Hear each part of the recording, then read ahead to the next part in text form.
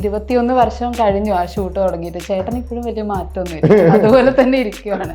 ഞാനൊരു ഭീകരനാണ്, കൊടും ഭീകരൻ, അല്ലാതെന്ന് പറയാ. അതിൽ പറയുന്ന പോലത്തെ ഒരു പവർ ഗ്രൂപ്പ് മലയാള സിനിമയിലുള്ളതായിട്ട് തോന്നിയിട്ടുണ്ടോ? ഉള്ളതുപോലെ പറയുന്നത് തെറ്റുണ്ടോ? തെറ്റില്ല. ഈ മൂത്ത നന്നായാൽ മൂന്നും നന്നാകുമെന്ന് പറയുന്ന പോലെ ക്യാൻസറോ അതിനെന്താ, അത് വരും പോവും, കൂടിപ്പോയാൽ മരിച്ചു, അത്രയല്ലേ ഉള്ളൂ. അന്ന് എനിക്ക് അത് കഴിഞ്ഞിട്ട് അതിൻ്റെ ബെനിഫിറ്റ് ഒന്നും കിട്ടിയില്ല. ആ കഷ്ടപ്പാടിൻ്റെ ഫലം അനുഭവിക്കുന്ന ഇന്നാണ്. എല്ലാവരും പറയുന്നല്ലോ നീ എൻ്റെ മോനാണെന്ന്, ഇതിലുള്ള സത്യം ഉണ്ടോടോ അതൊക്കെ ആറാട്ടെന്ന് പറഞ്ഞാൽ ആ സന്തോഷം. ആ ഒരു കഥയില്ലാതാണ്. ഈ പുള്ളി പടം കൊള്ളില്ല എന്ന് പറയുന്നത് കണ്ടത് 1 മില്യൺ ആളുകളും മാറ്റി പറഞ്ഞത് കണ്ടത് 10,000 പേരുമാണ്. ആണുങ്ങൾ പെണ്ണുങ്ങളെ മാത്രമല്ല, പെണ്ണുങ്ങൾ ആണുങ്ങളെയും ഉപദ്രവിക്കുന്നുണ്ട്. കുട്ടിക്കാലത്ത് കുട്ടികൾ അബ്യൂസ് ചെയ്യപ്പെടുന്നുണ്ട്. നമ്മുടെ മക്കളാണായാലും പെണ്ണായാലും നമ്മളവരെ കെയർ ചെയ്യണം.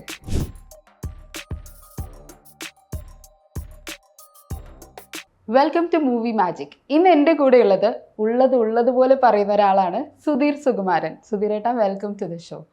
ഈ ഉള്ളതുപോലെ പറയുന്ന ഒരാളാണെന്ന് എനിക്കിപ്പോൾ റീസെൻ്റ് ആയിട്ടുള്ള ഇൻ്റർവ്യൂ ഒക്കെ കണ്ടപ്പോൾ തോന്നി. അതാണ് ഞാൻ അങ്ങനെ ഒരു ഇൻട്രൊഡക്ഷൻ കൊടുത്തത്. ശരിയാണോ അത്? ഉള്ളതുപോലെ പറയുന്നത് തെറ്റുണ്ടോ? തെറ്റില്ല. നമുക്ക് തോന്നുന്നത് നമ്മുടെ മനസ്സിലെ കാര്യങ്ങൾ എങ്ങനെയൊക്കെയാണെന്ന് തുറന്ന് പറയുന്നതുകൊണ്ട് അത് ദോഷം വരുന്നത് എനിക്ക് ദോഷം വരുന്നുണ്ട്, മറ്റുള്ളവരെ അത് ബാധിക്കുന്നില്ല. അതെ, ദോഷം വരുന്നത് എനിക്കാണ്. അയ്യോ എങ്കിലും അവൻ പറഞ്ഞല്ലോ, അവൻ എന്തുകൊണ്ടങ്ങനെ പറഞ്ഞു, അയ്യോ എന്ത് ചങ്കൂറ്റല്ലത്.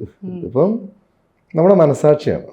നമ്മുടെ മനസാക്ഷിക്ക് യോജിക്കുന്ന കാര്യങ്ങൾ അത് ഞാൻ ആ തുറന്ന് പറച്ചിലൂടെ അത് ചിലപ്പോൾ ഒരു സമൂഹത്തിന് വരുമ്പോഴും നന്മ കാണും, നല്ല കാര്യങ്ങൾ കാണും.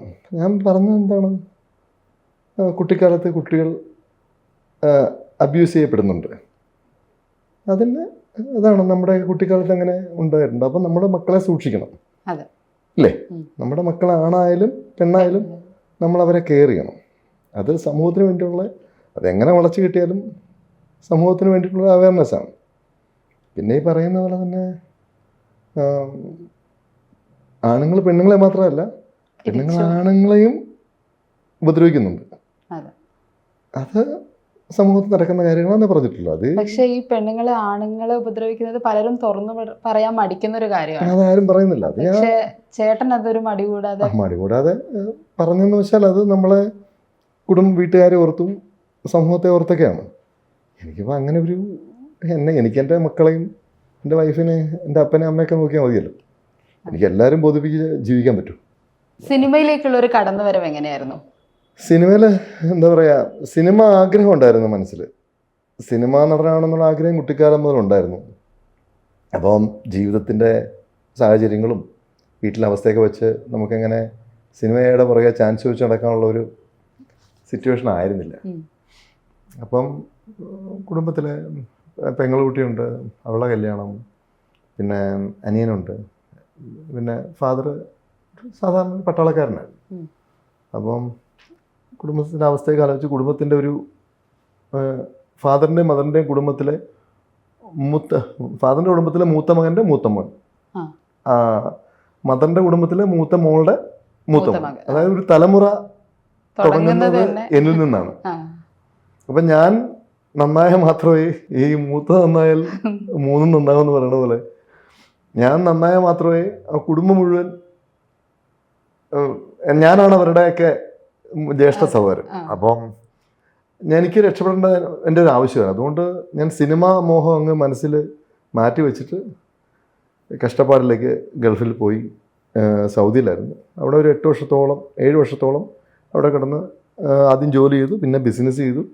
അതെല്ലാം കഴിഞ്ഞ് തിരിച്ചു വന്നപ്പോഴാണ് എല്ലാ ബാധ്യതകളെല്ലാം തീർത്തു, പെങ്ങളുടെ കല്യാണമൊക്കെ നടത്തി. പിന്നെ ഒന്ന് സിനിമയിൽ അഭിനയിച്ചാൽ കൊള്ളാമെന്നൊരു ആഗ്രഹം കൊണ്ട് എറണാകുളത്ത് നിന്ന് സെറ്റിൽ ചെയ്ത് ചാൻസ് ചോദിക്കാൻ തുടങ്ങിയപ്പോൾ തന്നെ ഒരു സീരിയലിൽ, ദുർഗ എന്നുള്ള സീരിയലിൽ ഒരു വേഷം കിട്ടി. അപ്പം അതിൻ്റെ ഇടയ്ക്ക് ചെറിയ ചെറിയ വേഷങ്ങൾ ചെയ്യുമായിരുന്നു. കൽക്കട്ടയിൽ പഠിച്ചുകൊണ്ടിരുന്നപ്പോഴത്തേക്ക് അരവിന്ദ് സാറിൻ്റെ വാസ്തുഹാര എന്നുള്ള സിനിമയിൽ ചെറിയൊരു വേഷം, അത് പഠിച്ച കാലത്ത് അതിപ്പോൾ ഒരു മുഖം കാണിച്ചു. പിന്നെ അത് കഴിഞ്ഞ് ഈ ഗൾഫിൽ നിന്ന് ഇടയ്ക്ക് ലീവിന് വരുമ്പോൾ മാന്ത്രിക കുതിര, മഹാത്മാ, രജപുത്രൻ അങ്ങനെയുള്ള സിനിമകളിലൊക്കെ ഒരു സീനൊക്കെ അഭിനയിച്ചു. അപ്പോൾ ആ ഒരു ആഗ്രഹം നമ്മളെ കൊണ്ട് കഴിയുമെന്നുള്ളത് അങ്ങനെ തെളിയിച്ച് പിന്നെ ഈ തിരിച്ചു വന്നു കഴിഞ്ഞിട്ട് ദുർഗ എന്നുള്ള സീരിയലിൽ സുധീഷ് ശങ്കർ ഒരു വേഷം തോന്നി. അത് ചെയ്തുകൊണ്ടിരിക്കുന്ന സമയത്ത് തന്നെ CID മൂസയിൽ നമ്മുടെ ഉദയേട്ടൻ മുഖാന്തരം എൻ്റർ ചെയ്യുക. അതാണ് സിനിമയിലേക്കുള്ള ഒരു വരവ്. CID മൂസിനെ കുറിച്ച് പറയുമ്പോൾ 2003-ലാണല്ലേ അതെ, 2003 റിലീസായത്, 2002 ഷൂട്ട് തുടങ്ങി. അപ്പം 21 വർഷം കഴിഞ്ഞു ആ ഷൂട്ട് തുടങ്ങിയിട്ട്. ചേട്ടൻ ഇപ്പോഴും വലിയ മാറ്റമൊന്നുമില്ല, അതുപോലെ തന്നെ ഇരിക്കുവാണ്. അതെ അതെ, എന്ന് വെച്ചാൽ അതിൻ്റെ എന്ന് വെച്ചാൽ മനസ്സാണ്. നമ്മൾ മറ്റുള്ളവരെ ദ്രോഹിക്കാതിരിക്കുക, നമ്മൾ മുഖാന്തരം മറ്റുള്ളവരുടെ കണ്ണീർ നിറുതൽ കണ്ണീര് വീഴാൻ ഇടവരാതിരിക്കുക. പിന്നെ എപ്പോഴും നമ്മൾ ഹാപ്പി ആയിട്ട് വയ്ക്കുക. ഈ ചുറ്റുപാടുള്ള പ്രശ്നങ്ങളൊന്നും നമ്മളതിന് ചെവി കൊടുക്കാതിരിക്കുക. നമ്മൾ നമ്മുടെ കർമ്മം ചെയ്ത് മുന്നോട്ട് പോയാൽ പിന്നെ ഈ പറഞ്ഞ പോലെ എക്സസൈസ്, വർക്കൗട്ട് തുടങ്ങിയ അത് ഞാൻ പറഞ്ഞില്ലേ ഇടയ്ക്ക് ഇനിയിപ്പം വലിയ എന്താ പറയുക, എന്തെങ്കിലും അസുഖം വന്നാൽ തന്നെ, ക്യാൻസർ പോലുള്ള അസുഖം വന്നാൽ തന്നെ അതും വലുതായിട്ടാണ് ക്യാൻസറോ അതിനെന്താ, അത് വരും പോവും, കൂടിപ്പോയാൽ മരിച്ചു, അത്രയല്ലേ ഉള്ളൂ. ആ ഒരു സെൻസിൽ ജീവിച്ചു കഴിഞ്ഞാൽ ശരീരമൊക്കെ പ്രായം തോന്നില്ല. പിന്നെ അയ്യോ എനിക്ക് ക്യാൻസർ വന്നു, ഞാൻ നാളെ മരിക്കാൻ പോവാണ്. മരിക്കട്ടെ, എല്ലാവരും ഒരു ദിവസം മരിക്കട്ടെ. വയനാട് ഫ്ലഡ് വന്നു, അവരൊക്കെ നേരത്തെ ഞാൻ മരിക്കുമെന്ന് വിചാരിച്ചിരുന്നവരാണോ മരിച്ചു പോയത്? എപ്പോഴാണെങ്കിലും മരിക്കാം. ഈ സംസാരിച്ചുകൊണ്ടിരിക്കുന്ന സമയത്ത് തന്നെ എന്ത് സംഭവിക്കാം ഇല്ലേ? അപ്പോൾ പിന്നെ നമ്മളെ ഒന്നിനെ കുറിച്ച് ആലോചിക്കാതെ ടെൻഷൻ അടിക്കാതെ ജീവിച്ചു കഴിഞ്ഞാൽ എല്ലാവർക്കും നല്ല ആരോഗ്യമായിരിക്കും. CID മൂസയിൽ ഒരു ടെററിസ്റ്റിന്റെ വേഷമായിരുന്നു. ഞാനൊക്കെ എനിക്ക് തോന്നുന്നു സിനിമയിലാണെങ്കിലും ആദ്യമായിട്ട് ഒരു ടെററിസ്റ്റിനെ കാണുന്ന അപ്പോഴാണ്. അപ്പം ആ ഒരു കഥാപാത്രം എപ്പോഴും ഒരു പേടിയായിരുന്നു. അപ്പം അങ്ങനെ പേടിക്കണമെങ്കിൽ ചേട്ടൻ അത്രമാത്രം അതിനോട് ആ ഒരു കഥാപാത്രം നല്ലതുപോലെ ചെയ്തത് കൊണ്ടാണ്. എങ്ങനെയായിരുന്നു ആ ഒരു ആക്ടിങ്? ഈസി ആയിരുന്നോ? CID മൂസയിലെ ഒരു ടെററിസ്റ്റ് അല്ല അതിനകത്ത് എനിക്ക് തോന്നുന്നത്. പിന്നെ ഒരു മുഖ്യമന്ത്രിയെ കൊല്ലാൻ വേണ്ടിയിട്ട് വരുന്ന ഒരു 3 വാടക കൊലയാളികളാണ്. ഒരാൾ മെയിൻ ബോംബെയിലെ ഒരു ദാദ ഏർപ്പാട് ചെയ്യുന്ന 3 പേരാണ്. അതിൽ എനിക്ക് തോന്നുന്നത് ആ കൂട്ടത്തിൽ ഞാൻ ശ്രദ്ധിക്കപ്പെടാൻ കാര്യം എന്ന് വെച്ചാൽ എൻ്റെ കൂടെ ഗസൽ ഖാൻ ഉണ്ടായിരുന്നു. ഞങ്ങൾ രണ്ടും ഒരേപോലെ ഇരിക്കുന്നത്. ഞങ്ങൾ എന്തോ ചേട്ടനെമാരെ പോലെ ഒരു ഫീൽ ഉണ്ടായിരുന്നു ആ പടത്തിൽ. ഞാനുമായിട്ട് ഈ റിയൽ ലൈഫിലും ഞാനും പുള്ളിയായിട്ട് അതിന് ശേഷം ഭയങ്കര, അദ്ദേഹം മരിച്ചുപോയി, അദ്ദേഹം മരിക്കുന്നവരെ നല്ല ഒരു റിലേഷൻ മെയിൻറ്റെയിൻ ചെയ്ത് പോയിക്കൊണ്ടിരുന്നവരാണ്. അപ്പം അത് ഞാൻ അദ്ദേഹം ശ്രദ്ധിക്കപ്പെട്ട പോലെ ആ കൂട്ടത്തിൽ ആ അപ്പിയറൻസ് വെച്ച് ആ ലുക്കാണ് എന്നെ ശരിക്കും ശ്രദ്ധിക്കപ്പെട്ടത് ആ പടത്തിൽ. പക്ഷേ അത് കഴിഞ്ഞ് തന്നെ അതായിരുന്നു ആ ക്യാരക്ടർ. അത് കഴിഞ്ഞിട്ടാണ് കൊച്ചി രാജാവ് അവരുടെ തന്നെ ഉദയേട്ടൻ ആണ് എന്നെ അതിലേക്ക് കൊണ്ടുവന്നത്. കൊച്ചി രാജാവ് എനിക്ക് തോന്നുന്നത് CID മൂസയേക്കാളും എനിക്ക് കുറച്ചുകൂടെ ഒന്ന് അഭിനയിക്കാൻ സാധ്യത ഉള്ളത് കൊച്ചി രാജാവിലായിരുന്നു.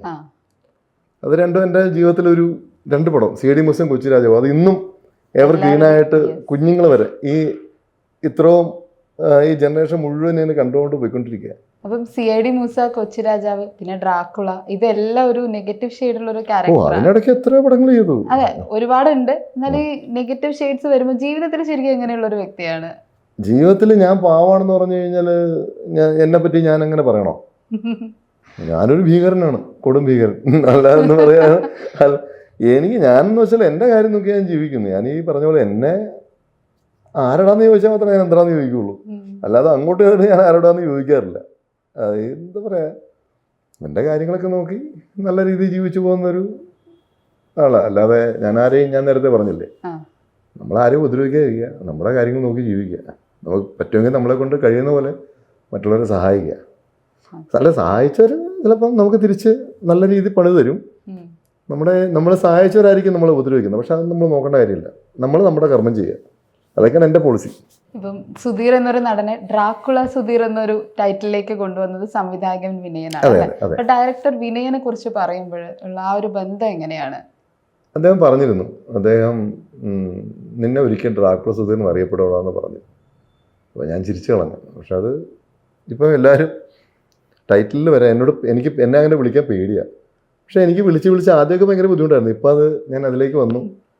ഇപ്പം ഈ ഒരു പടത്തിൽ എഴുതുമ്പോൾ സുധീർ ബ്രാക്കറ്റിൽ ട്രാക്കുള ഫെയിം എന്ന് എഴുതുമ്പോഴത്തേക്ക് ഞാൻ പറയും പിന്നെ അങ്ങനെ എഴുതണം, ട്രാക്കുള സുധീർ അങ്ങനെ എഴുതല്ലോ നല്ലത്. അങ്ങനെ ആയിക്കോട്ടെ, അതിനകത്ത് കുഴപ്പമില്ല. ഇപ്പോൾ ഒരാൾ ആ ഒരു കഥാപാത്രത്തിൻ്റെ പേരിൽ അറിയപ്പെടുകയാണെങ്കിൽ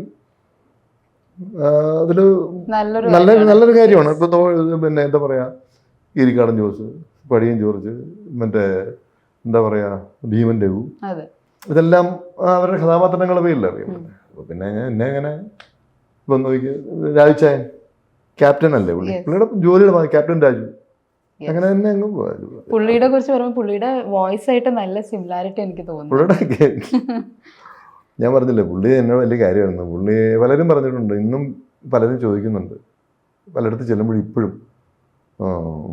ഫാദറിനെ പോലെ തന്നെ വലിയൊരു നടനാണെന്നൊക്കെ. ഞാൻ പറഞ്ഞു പലരും അങ്ങനെ. പുള്ളി തന്നെ എന്നോട് പറഞ്ഞിട്ടുണ്ട്, എല്ലാവരും പറയുന്നല്ലോ നീ എൻ്റെ മോനാണെന്ന്, ഇതിൽ വല്ല സത്യം ഉണ്ടോടാ എന്നൊക്കെ.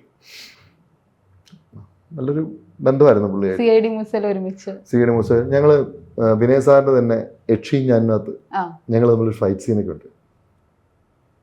അങ്ങനെ അങ്ങനെ വലിയ കാര്യമായിരുന്നു. പാവം ഭയങ്കര ഇഷ്ടമുള്ളൊരു നടനായിരുന്നു. നല്ലൊരു പുള്ളിയുടെ ഈ പറഞ്ഞ പോലെ തന്നെ പുള്ളിയുടെ ഒന്നും അപ്പോൾ ഓടിയ പുള്ളി തെലുങ്ക് തമിഴൊക്കെ ഭയങ്കര എത്രയോ ക്യാരക്ടർ ചെയ്ത് വെച്ചിട്ടുണ്ട് പുള്ളി. അരിങ്ങോടര്, പവനായി, മറ്റേ ഇത് സത്യരാജ്, മറ്റേ ആവനാഴിയിലെ പുള്ളി ചെയ്തു വെച്ചിരിക്കുന്ന ക്യാരക്ടറൊക്കെ അന്യായ ക്യാരക്ടറാണ്. ഈ പറഞ്ഞ പോലെ തന്നെ ഒരു പാവം പിടിച്ച ശുദ്ധനായ മനുഷ്യൻ. ഡ്രാക്കുളയിലേക്കുള്ള ഒരു കാസ്റ്റിംഗ് എങ്ങനെയായിരുന്നു? ഡ്രാക്കുളയിൽ ഞാൻ സാറിൻ്റെ കൂടെ യക്ഷി ഞാനുമാണ് സാറിൻ്റെ കൂടെ അഭിനയിക്കുന്നത്. യക്ഷി ഞാനും പിന്നെ അത് കഴിഞ്ഞിട്ട് ആ സമയത്ത് ഇൻഡസ്ട്രിയിൽ സാറിനെതിരെ കുറച്ച് ഇച്ചിരി പ്രശ്നങ്ങളൊക്കെ ഉള്ള സമയമായിരുന്നു. ഇന്ന് ഞാൻ യക്ഷി ഞാൻ അഭിനയിച്ചു. പിന്നെ രഘുവിൻ്റെ സ്വന്തം റസിയ അഭിനയിച്ചു. അങ്ങനെ ഇരിക്കുകയാണ് ഒരു ദിവസം സാറ് നിന്നെ വെച്ച് ഞാൻ ഡ്രാക്കുള ചെയ്തിട്ടാണെന്ന് ചോദിച്ചു. ഞാൻ പറഞ്ഞു വെറുതെ എന്ന് വിചാരിച്ചു. അങ്ങനെ അങ്ങനെ സാറ് എൻ്റെ സ്റ്റോറിയൊക്കെ ഡെവലപ്പ് ചെയ്ത് പറഞ്ഞു. അപ്പോഴെനിക്ക് വിശ്വാസമില്ല. അപ്പം ഞാൻ പറഞ്ഞു സാറ് എങ്ങനെയാണെങ്കിലും ഞാൻ ഈ അന്ന് ഇച്ചിരി ബൾക്കി ശരീരം ഇതൊക്കെ മാറ്റിയിട്ട് ഞാൻ നല്ല ബോഡിയാക്കാം, നല്ലൊരു ഹോളിവുഡ് റേഞ്ചിലാക്കാമെന്നൊക്കെ പറഞ്ഞു. അപ്പോൾ ഞാൻ അതിൻ്റെ പുറകെ കഷ്ടപ്പാടും കാര്യങ്ങളൊക്കെ ആയിട്ട് നടന്നു. അത് പടം കുറച്ച് ഡിലേ ആയി. പക്ഷേ ഞാൻ ഒരു 3-4 മാസത്തിനുള്ളിൽ വേറൊരു രൂപമാക്കി. സാറ് തന്നെ അത്ഭുതപ്പെട്ടു പോയി. കാരണം ഒരുപാട് കഷ്ടപ്പെട്ടു ആ സിനിമയ്ക്ക് വേണ്ടിയിട്ട്. ഏതായാലും ആ കഷ്ടപ്പാട് നമ്മൾ അന്ന് ആ കഷ്ടപ്പാടിൻ്റെ ഫലം അനുഭവിക്കുന്ന ഇന്നാണ്. നമ്മൾ അന്ന് അതിൻ്റെ പ്രയോജനം ചിലപ്പം പടം വിജയിച്ചു, അത്യാവശ്യം പിന്നെ ജനങ്ങളിലെത്തി, ഓടുകയും ചെയ്തു. അത്യാവശ്യം നല്ല ഹിറ്റായിരുന്നു. കാരണം അന്നത്തെ കാലത്തൊക്കെ ഒരു തിയേറ്ററിൽ 2 മാസം 1-1.5 മാസം ഓടി പടം. 50 ദിവസമൊക്കെ കളിക്കുന്ന പറഞ്ഞ വലിയ കാര്യമാണ് ആ സമയത്തൊക്കെ. ഹിറ്റായിരുന്നു. പക്ഷെ അന്ന് എനിക്ക് അത് കഴിഞ്ഞിട്ട് അതിൻ്റെ ബെനിഫിറ്റ് ഒന്നും കിട്ടിയില്ല. പക്ഷെ ഇന്ന് ആ കഷ്ടപ്പാടിൻ്റെ ഫലം കിട്ടുന്നുണ്ട്. ആ ബെനിഫിറ്റ് കിട്ടാതെ പോയത് എന്ന് വെച്ചാൽ വേറെ ഒന്നുമല്ല. അതിലൊരു ഞാൻ പറഞ്ഞില്ല, പടത്തിൻ്റെ ഇടയിൽ കുറച്ച് നെഗറ്റിവിറ്റി വന്നു. കാര്യം അല്ലെങ്കിൽ തന്നെ ഇങ്ങനെയുള്ള ഈ ഹൊറർ ഫിലിം, ഇങ്ങനെയുള്ള ഈ ഡ്രാക്കുള ഒക്കെ എന്ന് പറഞ്ഞാൽ ഡ്രാക്കുള എന്നുള്ള കഥാപാത്രം എന്തായാലും ഇത് നെഗറ്റിവിറ്റിയാണ്. ഈ നെഗറ്റീവ് പടങ്ങൾ ചെയ്യുന്ന ഇവരുടെ എന്തെങ്കിലുമൊക്കെ യക്ഷി ഞാനും ഷൂട്ട് നടന്നുകൊണ്ടിരിക്കുന്നതിൻ്റെ ഇടയ്ക്ക് അതിൻ്റെ ആർട്ട് ഡയറക്ടർ മരിച്ചുപോയി, അങ്ങനെ എന്തൊക്കെയോ ആക്സിഡൻ്റ് ഉണ്ടായി, അങ്ങനെ കുറച്ച് സംഭവങ്ങളൊക്കെ അതിൻ്റെ ഇടയ്ക്ക് നടന്നായിരുന്നു. ആർട്ട് ഡയറക്ടർ എനിക്ക് ഓർമ്മ. അങ്ങനെ നമ്മൾ ഏത് അവിടെ ആണെങ്കിലും നമ്മുടെ പിന്നെ നമ്മുടെ ഇതില്ലേ ക്രിസ്റ്റഫർ ലീയൊക്കെ ഒരുപാട് അനുഭവിച്ചിട്ടുണ്ടെന്നൊക്കെയാണ് പറയുന്നത് ഡ്രാക്കുള കഥാപാത്രം ചെയ്ത്. അപ്പം അതൊക്കെയാണ് പിന്നെ അവർ നെഗറ്റിവിറ്റി ഉണ്ട്. ആ നെഗറ്റിവിറ്റി എൻ്റെ ലൈഫിലും ആ പടത്തിൻ്റെ ഇടയ്ക്ക് ഷൂട്ടിൻ്റെ ഇടയ്ക്ക് ഉണ്ടായി. അപ്പോൾ അത് കൊണ്ട് മാനസികമായിട്ട് ഒരുപാട് ബുദ്ധിമുട്ടായി. കാര്യം ഈ നമ്മൾ ഒരു നിരപരാധിയായ ഒരുത്തനെ പിടിച്ച് ജയിലിലിട്ടു. അവൻ ജയിലിൽ നിന്ന് ഇറങ്ങുമ്പം അവൻ ആ ജയിലിലെ പാഠങ്ങളും അവിടുത്തെ അനുഭവങ്ങളൊക്കെ ഉൾക്കൊണ്ടിട്ട് അവനൊരു ടെററായിട്ട് മാറും. ഏതെങ്കിലും ഒരു പാവത്തിന് അവൻ്റെ മനസ്സിൽ അവൻ ചെയ്യാത്ത തെറ്റിനാണ് അകത്ത് പോയെന്ന് വെച്ചാൽ അവൻ വേറൊരു മൈൻഡിലേക്ക് പോകും. അതാരായാലും നിരപരാധി ജയിലിൽ പോയി തിരിച്ചു വരുന്നവൻ എന്ന് പറഞ്ഞ പോലെ ഒരു തെറ്റും ചെയ്യാതെ ആ നാട്ടുകാർക്ക് നന്മ മാത്രം ചെയ്ത് ഒരു കുഴപ്പമില്ലാതെ ഒരു അലിഗേഷൻ ഒരു പെണ്ണിനെ അനാവശ്യമായിട്ട് എന്ത് പറയുക, ഒരു അനാവശ്യം പറയുക, അങ്ങനെ ഒന്നും ചെയ്യാതെ എന്നെ തല്ലി എന്നൊരു പെണ്ണും കൊണ്ട് കേസ് കൊടുത്താൽ, എന്നെ കയറി പ്രപ്പോസ് ചെയ്യാൻ നോക്കി, എന്നെ കല്യാണം കഴിക്കാൻ നോക്കി, സമ്മതി കഴിഞ്ഞിട്ട് എന്നെ പിടിച്ച് വണ്ടിക്കകത്ത് കയറ്റി എന്ന് പറഞ്ഞ് ഒരു കള്ളക്കേസ് ഒരു പെണ്ണ് കൊടുത്താൽ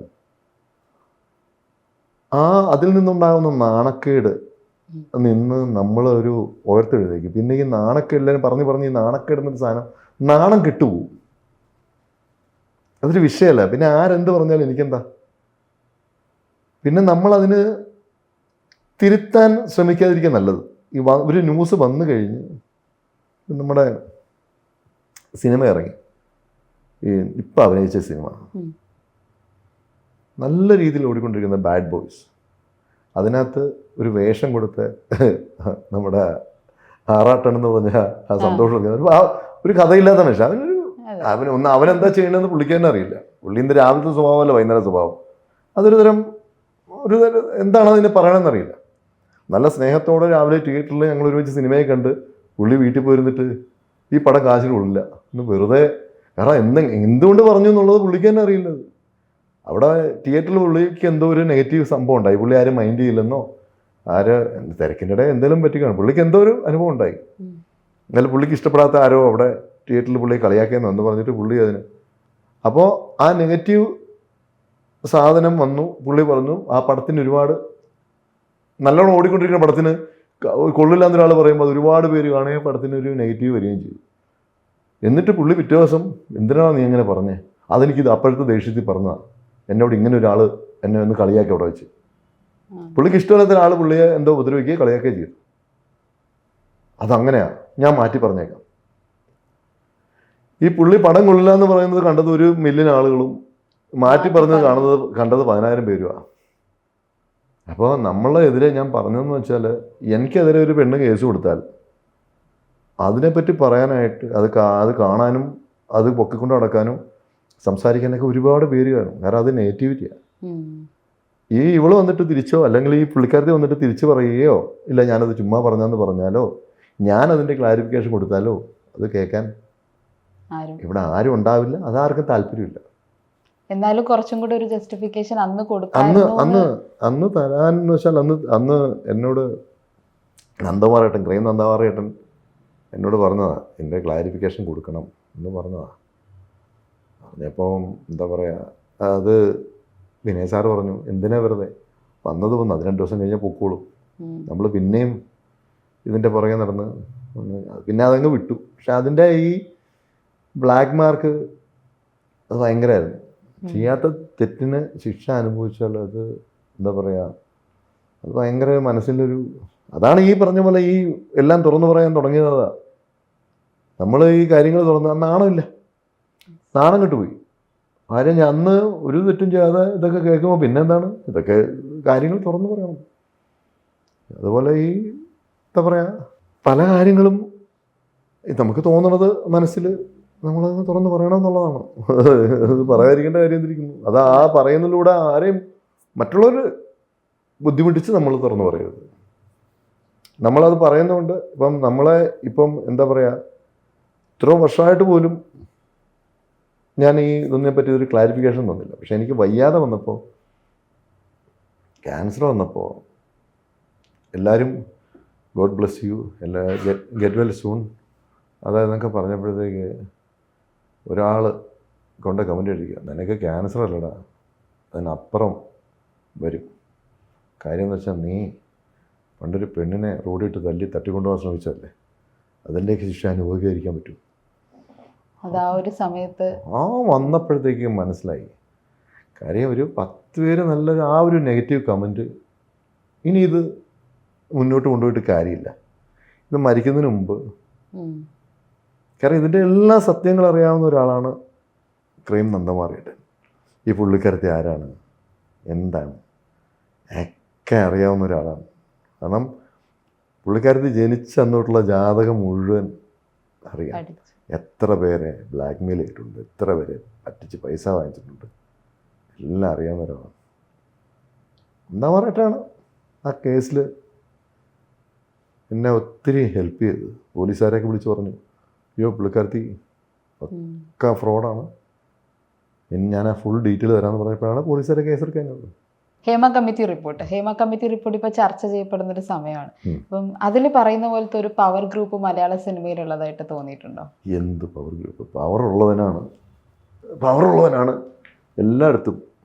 അത് ഒരാൾ വേണം എല്ലായിടത്തും. അത് വിനയ് സാർ മലയാള സിനിമയിൽ അത്യാവശ്യം നല്ല പവറുള്ള ഒരാളാണ്.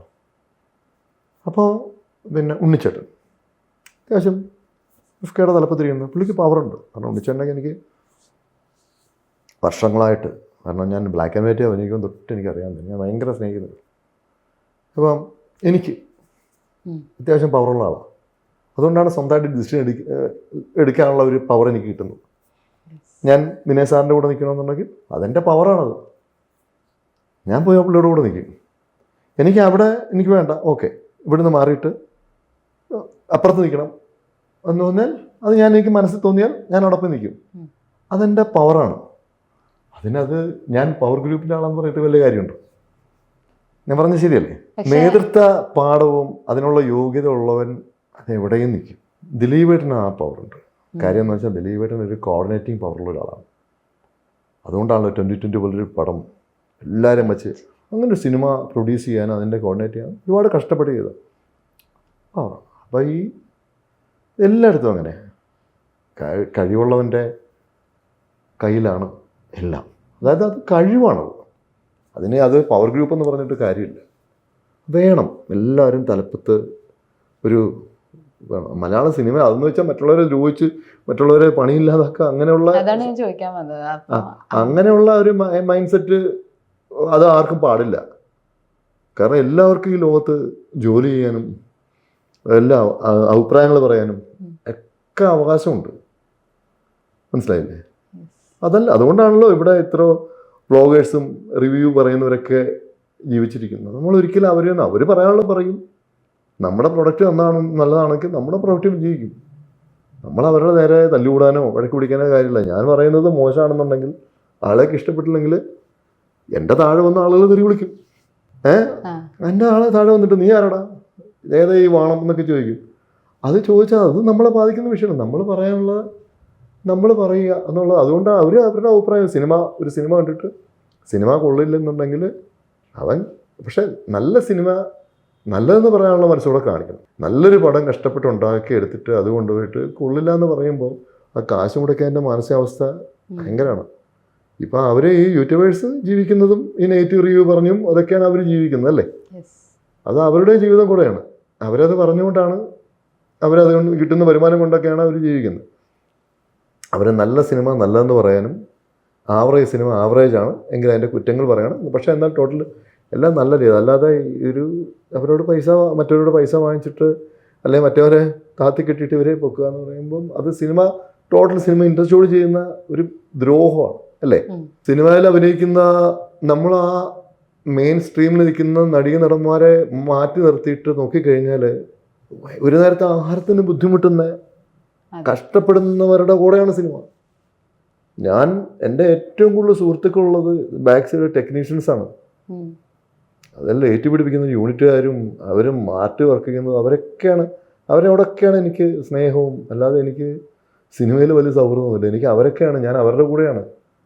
കാരണം സിനിമ അവരുടെയാണ്. ഇത്ര കുടുംബങ്ങൾ ഇവിടെ 10 ആർട്ടിസ്റ്റുകളുണ്ടെങ്കിൽ ബാക്കി 90 പേര് അതിൻ്റെ ബാക്കിൽ പണിയെടുക്കുന്നവരാ. അവരുടെ എത്ര കുടുംബങ്ങളാണ്? 90 പേരെന്ന് പറയുമ്പോഴത്തേക്ക് 900 മെമ്പേഴ്സാണ്. അപ്പോൾ അവരും കൂടെയാണ് ഇതുകൊണ്ട് കഴിയുന്നതെന്നോടെയുള്ള ചിന്ത ഈ പടത്തിന് നെഗറ്റീവ് പറയുന്നത് അവരും കൂടെ ഒന്ന് ആലോചിക്കണം എന്നൊക്കെ എനിക്ക് പറയാനുണ്ട്.